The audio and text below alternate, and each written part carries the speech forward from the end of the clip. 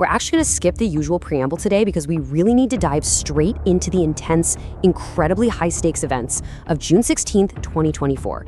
Today, we're unpacking the source material surrounding the absolutely tragic case of Brooke Deini.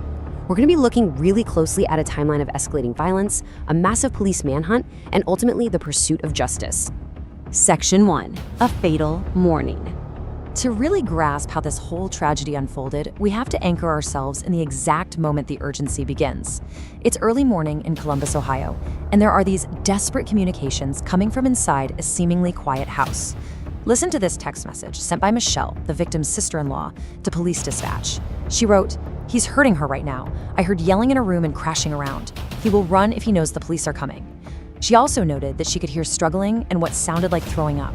Just imagine being in that house, terrified to step in, and relying entirely on these silent, digital cries for help. And when you look at the minute-by-minute timeline of those messages, it is just agonizing.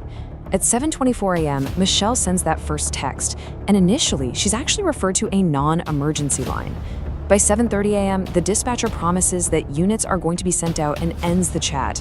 But then at 7:32, Michelle has to message again, literally begging for anyone to arrive. There is this grueling 32-minute gap from that very first message all the way until 7:56 a.m., which is when Michelle sends her final text, "He is leaving." And sure enough, just as 4 officers finally pull up, the suspect manages to jump a fence and take off. Section 2. The crime scene. So the arriving officers literally just missed the suspect, 24-year-old Devon Blair, as he escaped. This meant the police force had to immediately split their attention.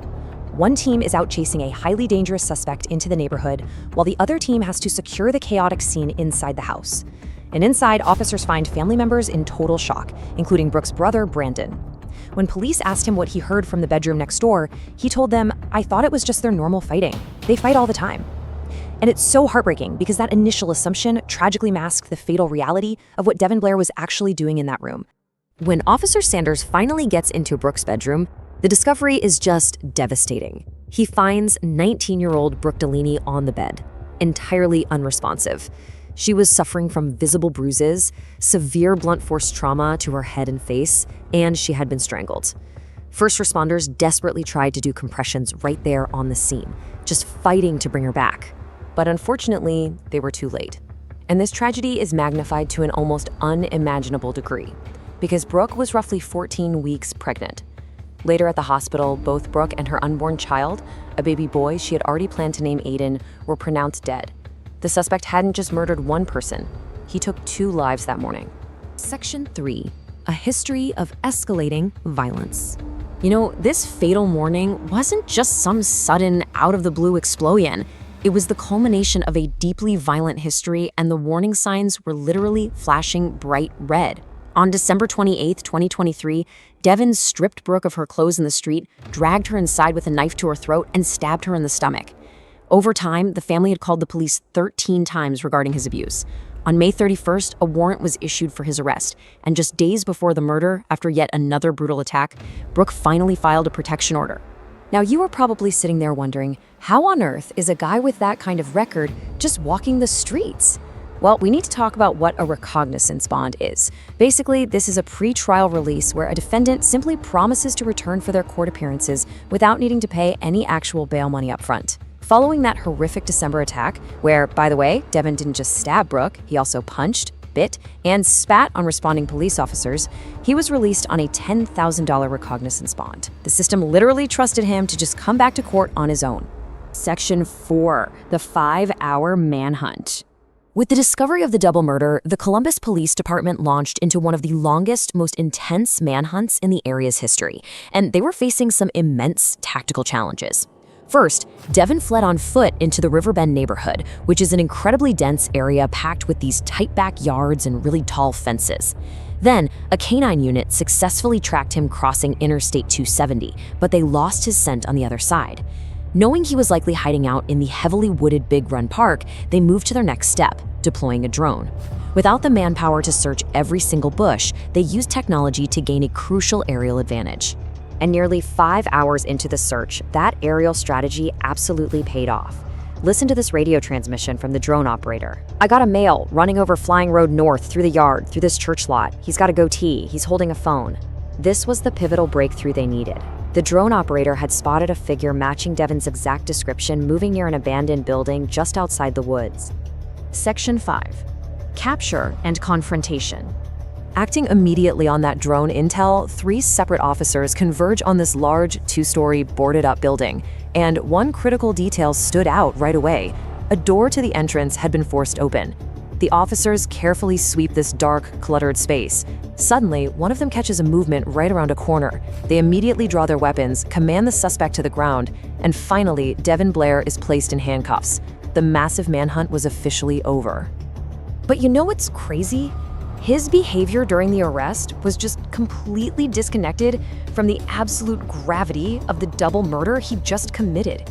While sitting there in handcuffs, he tells the officers, "Ain't no need to sit here and do this extra, I can't get my water, bro." He was totally uncooperative and belligerent.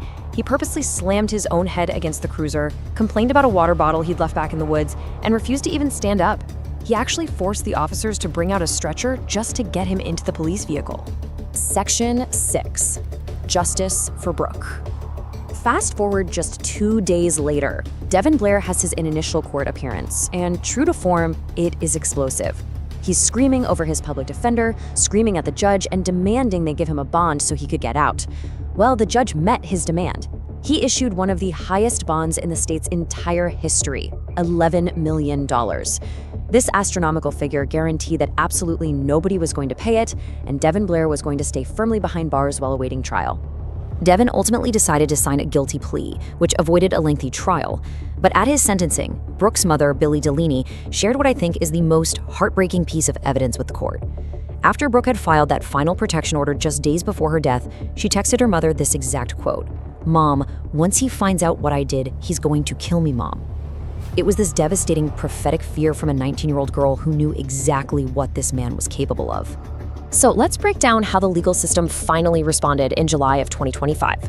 For the involuntary manslaughter, strangulation, and assault of Brooke and her unborn baby, he received 46 to 51 years. But crucially, the judge added 2 consecutive years to that for the older case where he had assaulted the sheriff's deputies. So this brings his total final sentence to 48 to 53 and a half years in prison. And because of the specific terms of his plea deal, he cannot request early release. He is going to be nearly 80 years old before he ever even has a chance to see the outside of a prison cell again. That brings us to the end of our explainer today, but I want to leave you with a really lingering question. Considering the 13 prior police calls, the violently escalating warning signs, and the fact that a man with his record was released on a mere recognitions bond, could the system have done more to protect Brooke Deini? It's a heavy question for sure, but examining these structural failures is exactly why we look so closely at these cases. Thank you so much for walking through this with me, and I highly encourage you to keep questioning the systems operating around you.